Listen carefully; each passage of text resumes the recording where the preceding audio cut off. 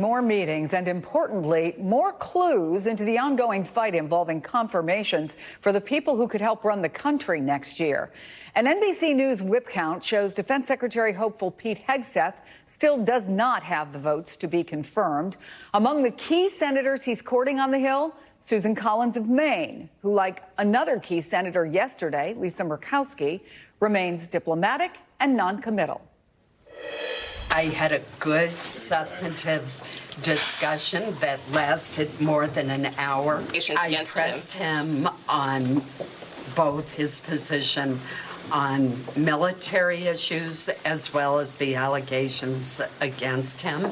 I obviously always wait until we have an FBI background check, and one is underway in the case of Mr. Hegseth. And I wait to see the committee hearing before reaching a final decision. While some male colleagues have pushed aside sexual assault allegations against Hegseth, as the New York Times reports, the debate over Mr. Hegseth's fitness to be confirmed has revealed a gender divide in the Senate, where a tiny group of Republican women have emerged as some of the only skeptics.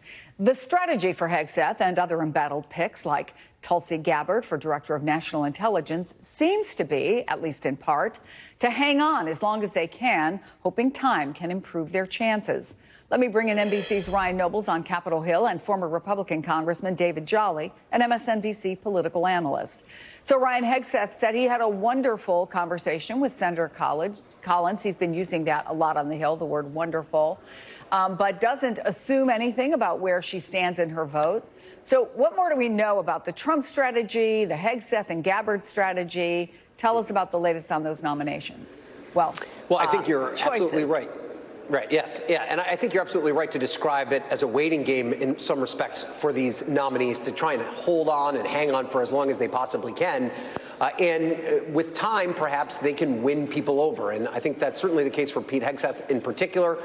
He is a very charming individual. He gets into these rooms and has conversations with these members and tries to alleviate their concerns about this wide range of controversies that have cropped up around him. And I was with that group of reporters that talked to Susan Collins after the meeting, and she told us that she pressed him on everything under the sun, that she talked about all these different things that have risen up as issues. But what we're also seeing here is that there's, to a certain degree, an effort by the Trump transition to throw as many nominees at the wall and hope that most of them get through. And all of them, on some level, are somewhat controversial. And if one or two of them fall off, then you still have the opportunity to get 3 or 4 of these controversial nominees through. And in particular, we see that with Tulsi Gabbard and Pete Hegseth. And our reporting, my colleagues Julie Sirkin and Olympia Sonier have said that the Trump transition does view Hegseth as somewhat of a distraction to some of the controversies that surround Tulsi Gabbard. And while all this focus is on Hegseth, we aren't seeing as much scrutiny placed on Gabbard. Now, how long that continues to play out, we'll have to wait and see. But when you take into account Robert F. Kennedy Jr., Tulsi Gabbard, Kash Patel, Pete Hegseth, and this long list of cabinet nominees who under any normal circumstances would be controversial and have a very difficult time getting through, there's a real possibility that most, if not all of them, will be confirmed, in part because there are just so many of them for the Senate to deal with. There you go. Okay, so David, Republican Senator John Cornyn says he told Hegseth that his confirmation fight will be very unpleasant process for him and his family. Democratic Senator Richard Blumenthal puts Hegseth's chances at less than 50-50. Let's listen. I think my Republican colleagues are really deeply troubled. And to be really blunt, if the fear of Donald Trump and his potential retribution were less, there's no question that this nomination would go down and go down heavily. David, is that fear of Trump's retribution enough to get even his most troubled picks confirmed, do you think? How does that play into this? Yeah. No, I think it is. I mean, not only are there the controversial background to Pete Hegseth and serious allegations of sexual misconduct, there's also controversial views about the department, and we haven't even gotten yet to what senators have to deliberate on, which is he even qualified to run a billion-dollar agency? Is he qualified to be Secretary of the Department of Defense? And I think most senators know the answer to that is no. But Donald Trump has two strong characteristics we've seen before. He doesn't like losers, but he also doesn't like losing. And I think what we saw at the end of last week is an effort when they floated the three alternative names. They were prepared to cut Hegseth because he doesn't like to be associated with someone who can't get the votes in the Senate.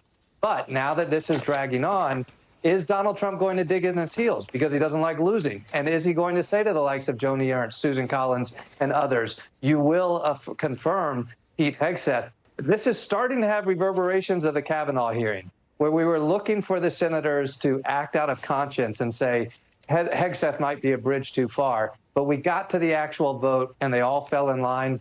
That could be a scenario, or we could still see Donald Trump pull the rug out from under Hegseth. It's a temperamental president-elect. Which brings us, David, to the Wall Street Journal editorial board expressing some concern about Tulsi Gabbard, what they call her dogmatic hard left views, and predicting that even Trump's allies in the Senate will think twice about confirming her. What's your sense? Yeah, similarly, controversial views, but also really unqualified to be DNI. And I think that the focus will be on her visit with Assad in Syria, particularly everything we're learning about Assad's regime of torture and the reporting at NBC about some specific cases of that. So can Tulsi Gabbard overcome kind of the predisposition of senators to say not only are her viewpoints wrong, not only are there questions about her judgment in meeting with Assad or views towards Russia, but is she capable of being the DNI?